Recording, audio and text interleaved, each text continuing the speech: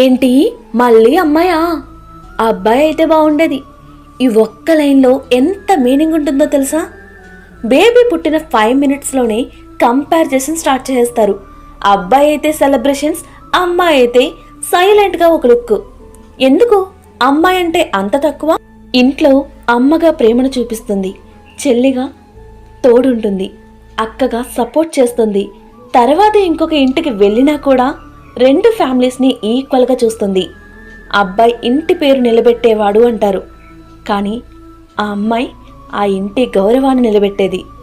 అబ్బాయి అయితే సంపాదిస్తాడంటారు. హానెస్ట్లీ చెప్పాలంటే అమ్మాయి పుట్టిందంటే లాస్ కాదు, డబల్ స్ట్రెంగ్త్ యాడ్ అయ్యిందని అర్థం.